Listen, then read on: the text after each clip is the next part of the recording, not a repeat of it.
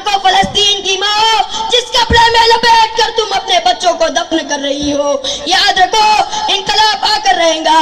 یاد رکھو مسجد اقصی مسلمانوں کے سجدے سے آباد ہو کر رہیں گی.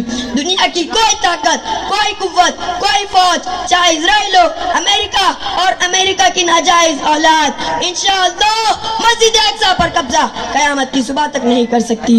رسول الکریم اما بعد قال النبی صلی اللہ علیہ وسلم اذا افسد اہل الشام فلا خیر فیکم. حق بات کہے پھر ڈٹ جائے، چاہے پھر سر بھی کٹ جائے. جب خون بہے دشمن بھی کہے کردار صحابہ زندہ ہے. محترم صدر جلسہ اور حاضرین مجلس، میں آپ کے سامنے جس درد بھرے عنوان کو لے کر کھڑا ہوا ہوں، یقین جانے میرا اور ہر صحابی دل کا کلیجہ اس عنوان کو سن کر منہ تک آ رہا ہے. عنوان ہے سرزمین انبیاء اور فلسطین.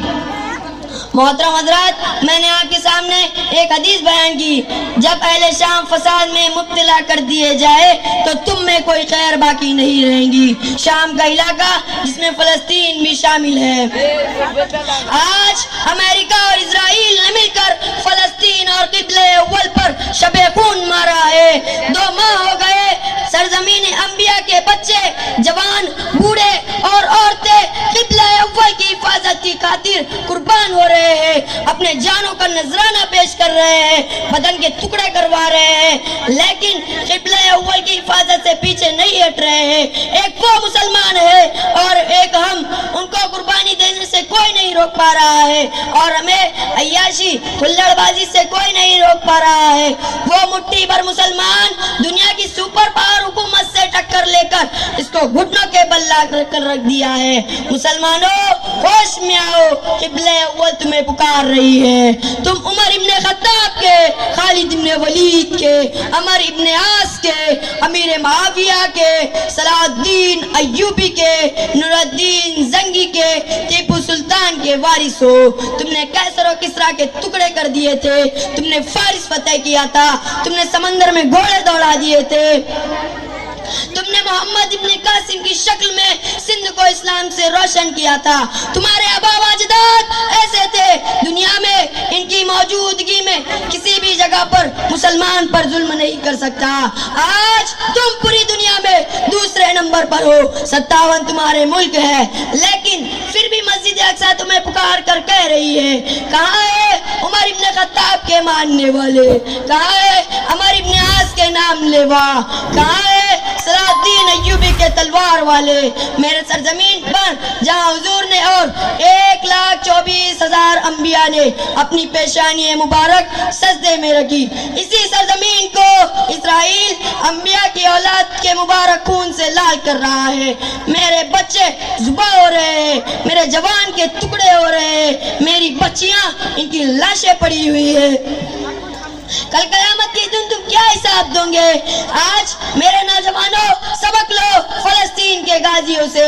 آج میرا نوجوان موبائل سے فرصت ملے تو آگے آئے، انسٹاگرام سے باہر آئے تو مسجد اقصی کو دیکھے. مسلمانوں اٹھو، مسجد اقصی اور دیگر مساجد تمہیں آواز دے رہی ہے. ایک بار اور بھی بطحا سے فلسطین میں آ، راستہ دیکھتی ہے مسجد اقصی تیرا. اگر آج ہم نہ جاگے تو تمہارے ذات تک نہ ہوں گے داستانوں میں. اور آج میں اس اسٹیج سے کہنا چاہتا ہوں، ہم قربانی دے یا نہ دے، دنیا کے مسلمان ساتھ دے یا نہ دے، لیکن مٹھی بھر فلسطین کے مسلمان قبلہ اول کی فتح کی خوشخبری سنائیں گے انشاءاللہ. یاد رکھو فلسطین کی ماں جس کپڑے میں لپیٹ کر تم اپنے بچوں کو دفن کر رہی ہو. یاد رکھو انقلاب آ کر رہے گا. یاد رکھو مسجد اقصی مسلمانوں کے سجدے سے آباد ہو کر رہیں گی. دنیا کی کوئی طاقت، کوئی قوت، کوئی فوج، چاہے اسرائیل ہو، امریکہ اور امریکہ کی ناجائز اولاد، انشاءاللہ مسجد اقصی پر قبضہ قیامت کی صبح تک نہیں کر سکتی. اور مسلمانوں، میں آپ سے کہنا چاہتا ہوں، بیدار ہو جائے، مسجد اقصی کی حفاظت کا جذبہ اپنے اور اپنے بچوں کے دلوں میں پیدا کرو. کسی سے مت ڈرو، یہ مخلوق ہے، اللہ کے علاوہ کسی اور کا ڈر دل میں رکھنا شرک ہے. اور یاد رکھو مسجد اقصی پہلی بار فتح حضرت عمر ابن خطاب رضی اللہ تعالی عنہ نے کی تھی. وہ عربی تھے. پھر صلاح الدین ایوبی نے کی تھی. وہ کرد تھے, اجمی تھے. اور خوشخبری سنا مسلمانوں, خراسان سے کالے جھنڈے آئیں گے. مسجد اقصی یشرم میں اسلام کے جھنڈے نصب کریں گے. ہمیں فخر ہے, ہم اجمی لوگ انشاءاللہ مسجد اقصی کو فتح کریں گے, بشرطے کہ شہادت اور قربانی کا جذبہ ہو.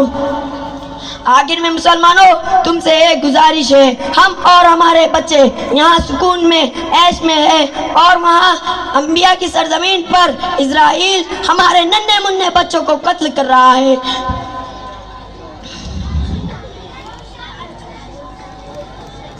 ہم یہاں سے کچھ نہیں کر سکتے تو کم از کم اسرائیل کے پروڈکٹ کا بائیکاٹ تو کر سکتے ہیں. ہاتھ اٹھا کر اللہ کو حاضر ناظر جان کر عہد کیجئے کہ ہم اسرائیل کے پروڈکٹ کا بائیکاٹ کریں گے, اور جو دکاندار اسرائیل کا سامان رکھیں گا انشاءاللہ ہم اس کی دکان کا بھی بائیکاٹ کریں گے. ہمیں احساس اس لیے نہیں ہے کہ ہمارا خون نہیں بہ رہا ہے, جب ہمارا خون بہے گا سمجھ میں آئے گا. اور اگر اللہ اور اس کے لاڈلے نبی ہم سے پوچھیں گے کہ وہاں انبیاء کی سرزمین پر اسرائیل بم برسا رہا تھا تو تم اسرائیل کا پروڈکٹ کا استعمال کر رہے تھے, تو ہمارا کیا جواب ہوگا؟ آخر میں مسلمانوں, تم سے ایک گزارش ہے, فلسطین کی حمایت کیجئے اور اسرائیل کے پروڈکٹ کا بائیکاٹ کیجئے. اور پھر کہتا ہوں مسجد اقصی انشاءاللہ ان قریب آزاد ہوں گی, اور وہاں مسلمان سجدے کریں گے انشاءاللہ. وما علینا الا البلاغ.